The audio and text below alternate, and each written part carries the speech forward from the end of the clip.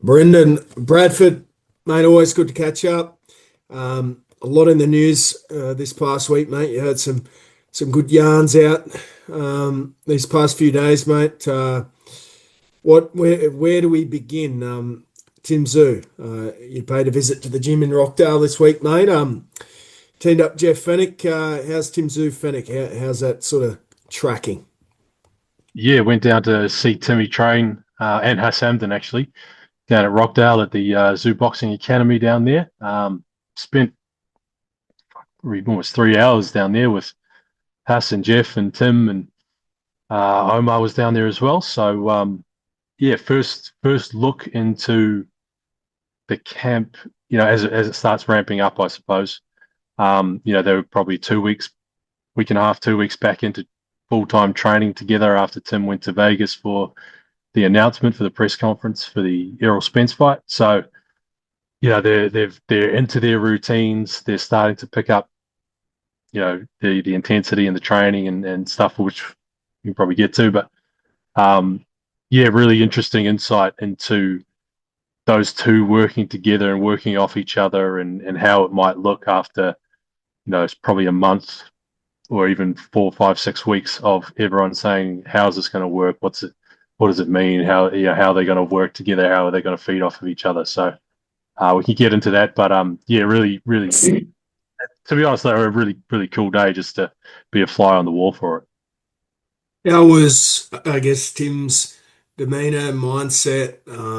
Like you said, there were a lot of people wondering where he is at this point in his career after those sort of three tough defeats. What sort of read did you get on Tim Tszyu? Very relaxed. The one of the big things, I walked away with a couple of takeaways, and I won't give them all because I've got a few stories coming out over the next couple of days. But um, the one of the big ones was just the vibe.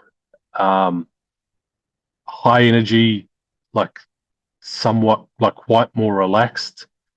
Um, and part of that is obviously due to the fact that the fight's still 2 months away.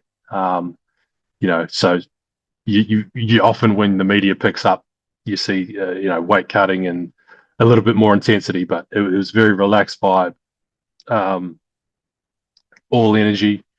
I think everyone kind of knows everyone kind of knows the jokey, fun, very laid back Jeff Fennick, but mate, once it switches on and once training starts, it is no bullshit. It's all go. It's very serious. It's very intense. And it's not as long. I remember you and I were down there at the gym so at some point last year, and sort of Tim's training went on for over 2 hours. This one was short, very sharp, very intense, which is the straight out of the Jeff Fennick playbook. Obviously, boxing work in the ring, and then maybe only a round on the heavy bag, and then conditioning at the end. Just your sort of standard, but it was just short, sharp, really on the go. Spoke to Tim as well about that, about usually his trainings are that he works himself to an absolute standstill each time, so he's still mentally trying to figure out how to pull the handbrake on a little bit, I guess, and just adapt to the shorter, sharper sessions. But yeah, the big one is that I've probably never seen Tim this relaxed, this happy in a camp before. And again, like I say, look, change will do that anyway. It's fresh, it's something new for him. But with such a big fight, with so much on the line, with his future on the line, with the big paycheck, and with more big fights potentially down the track, I think it's a good sign and good first couple of indications on how this whole thing will work going ahead. Do you get a sense from either speaking to Tim or speaking to Jeff about what they think Tim needs to, I guess, improve on from his last fights, or what the things were that might have, put him in the position to lose those fights? How do you think the Tim Tszyu, I guess, 3.0 is going to look? Yeah, look, I'd hate to come on here and stonewall you, but I do I do have a story on this coming out, so I won't give Right. everything away. But Well, Um, what can we expect in the story, mate? What's well, the I think a big part of it is going to be from a lot of people talking and commenting. A lot of people are saying that is he going to try and turn Tim into Jeff Fennick 2.0 or 3.0, or 4 or 5. He's probably done it a few times, but that's absolutely not the case. That's sort of one of the big things I got out of speaking to both of them and watching them. He's not going to try and turn Tim into Jeff Fennick. He's going to try and bring elements that maybe weren't there before, and just improving various things. Obviously, you know, Errol Spence is a southpaw and he's very slick, so it's not like training for a Fundora. It's not like training for a Backroom. Although there were fundamentals, I think that Jeff has picked up and he's spoken to you about. He's spoken to me about. He's spoken to everyone about. You know, the big one is dropping his right hand when he throws the left hook. So that's obviously one they're working on. So there are fundamentals, but there's also particulars to prepare for Errol Spence. Yes. Well, we're all excited to see what comes of it, mate. What about the odds for this fight? What have you made of Tim Tszyu been a heavy sort of underdog, $2.50, $2.60. Yeah. Errol Spence as low as $1.55 or thereabouts. What do you made of that? I'm surprised in a way, but I'm also not surprised, especially given, Errol Spence, one of the greatest fighters of the past 10, 15 years around those weight divisions. So what's your thoughts on that? Well, you can only go off what you do know, and what you do know is that Errol Spence is former unified welterweight world champion, one of the best pound for pound fighters of the last 10 years. You can't really be going off what he might be and what he might not be after 3 years out in a fairly comprehensive loss to Terence Crawford.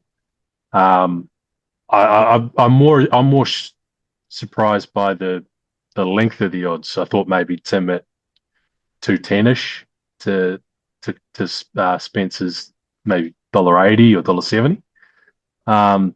But to see it quite wide is interesting. That's the part I will say. I'm not surprised that Tim's the underdog. I'm surprised that he's so far that he's 250. Um, bit of value there maybe.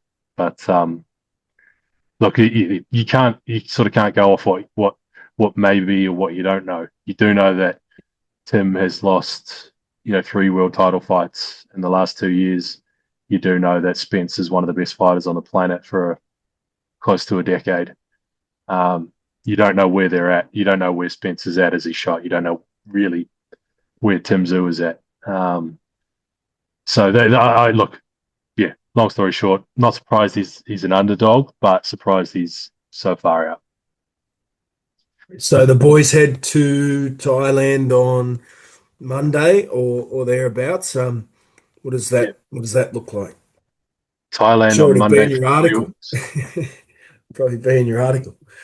Thailand on Monday for 3 weeks, where they're getting some sparring in. We've got a couple of guys over there. Tim sparred on Thursday, which is yesterday, in Sydney as we're recording this as well. So um, I think just I get the sense that in going on with the sort of theme of not wrecking himself every training session and not ending up depleted at the end of every training camp. He's the same sort of thing. He's not going to go and just get bashed in sparring. Um, I got the names of a couple of the guys. I can't remember off the top of my head now, but a couple of guys over in Thailand that they'll spar with for the next 3 weeks and then complete the camp and complete sparring back home. Yeah. Well, there you go. All right. Um, Mate, I just saw run through some other topics quickly. Callum Yeah, Peters, I saw an article. You do something with him as well? yeah. Spoke to Cal on Monday or Tuesday this week. Just about first time speaking to him since the Joe Sean James fight, and you and I spoke about it in the lead up, and everyone was talking in the lead up about how much of a test and how much of a risk it was, and people advising no limit and Cal's team not to take that fight, but they were super confident and he'd he won every second of every round pretty much.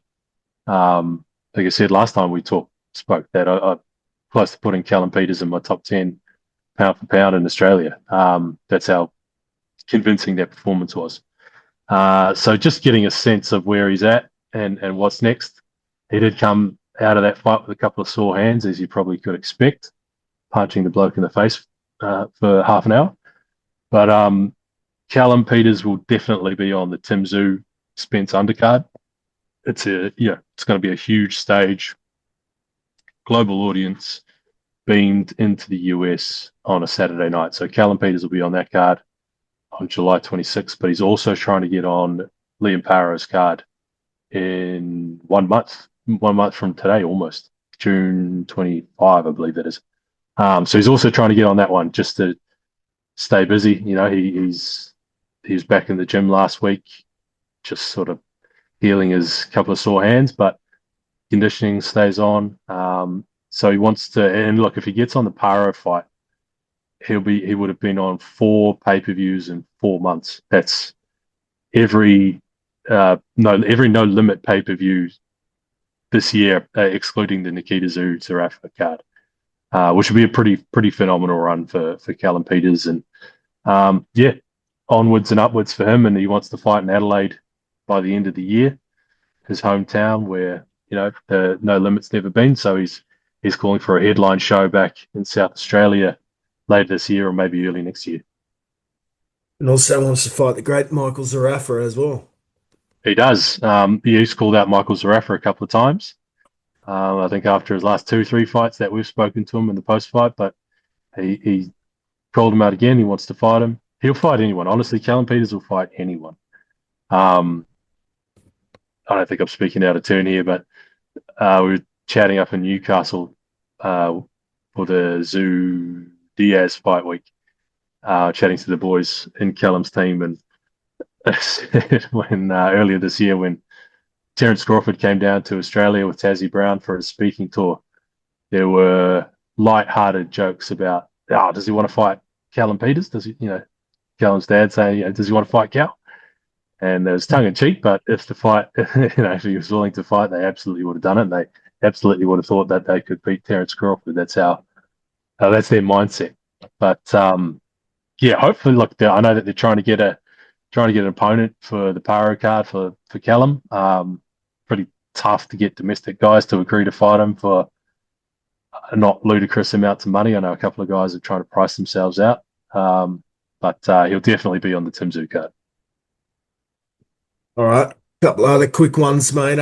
There's a show announced this weekend. Can we say that? Can we talk about that one? Yeah. There's a show. I actually don't know when the show is, but there's an announcement on Saturday, so that's tomorrow. We're filming on the Friday, obviously.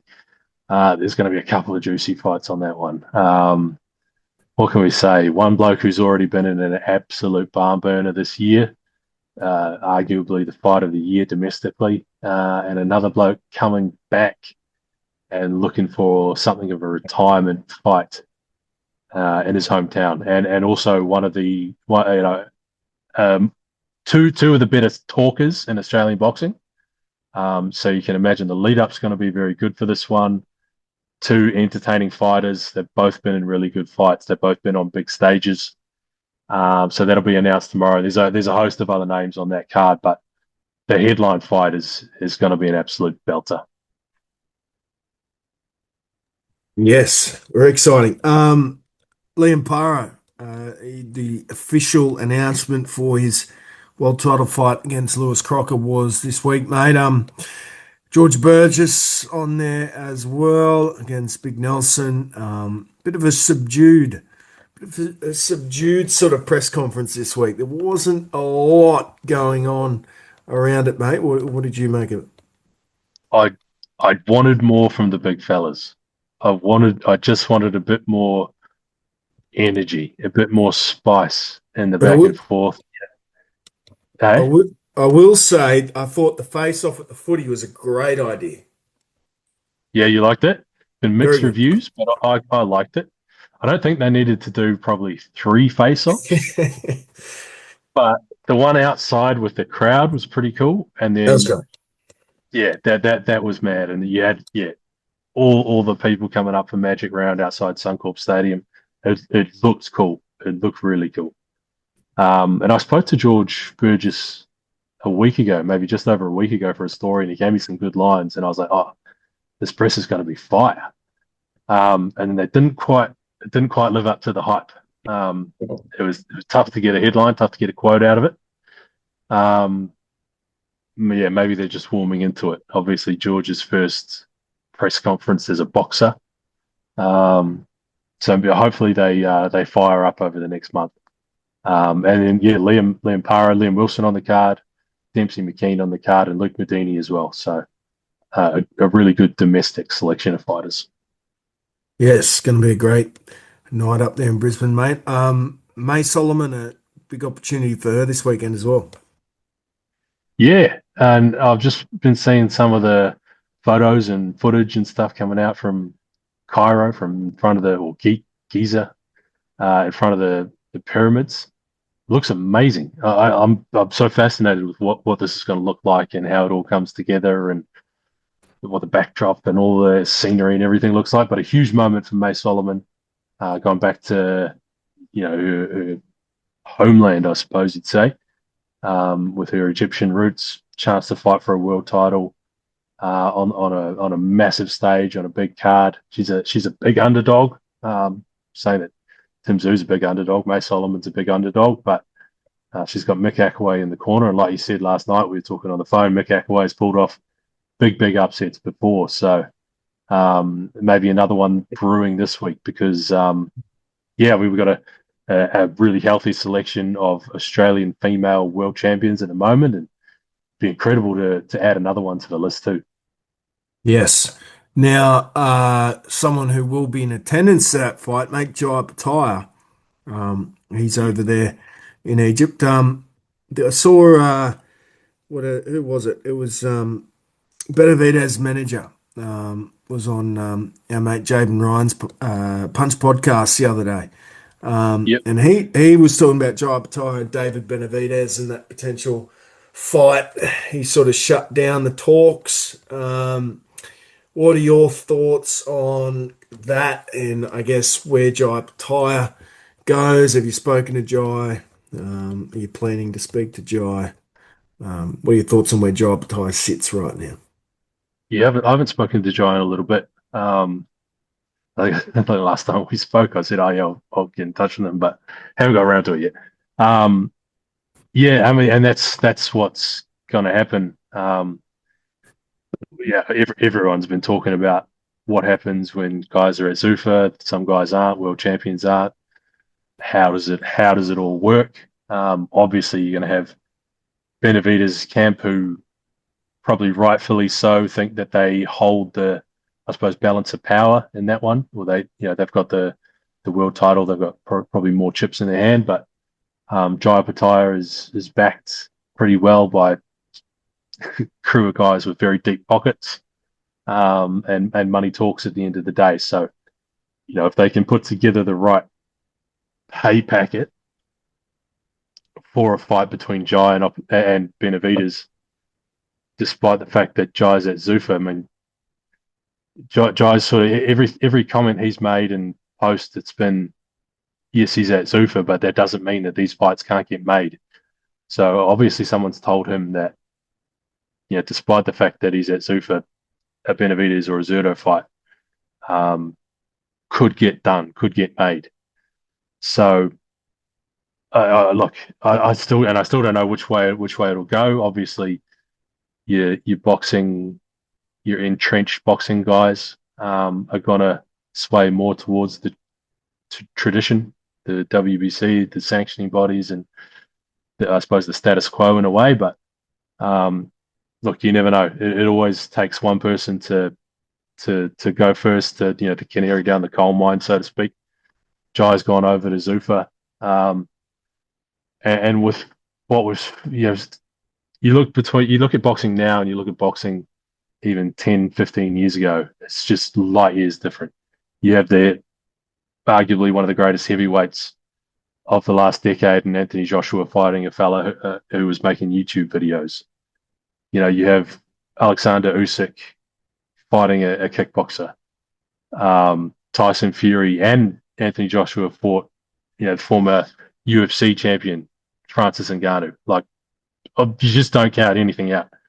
And with the amount of money and with the, with Dana White and Zuffa and the money and just the sort of sheer strong-headedness of those guys, just don't ever. I wouldn't ever count out this fight getting made some way somehow. And what a fight it would be. Oh, Tremendous it'd be fight. amazing. It'd be a cracker. It'd be a Tremendous cracker. fight. And I said it. I said it last time. I think Jai beats Benavidez. I do.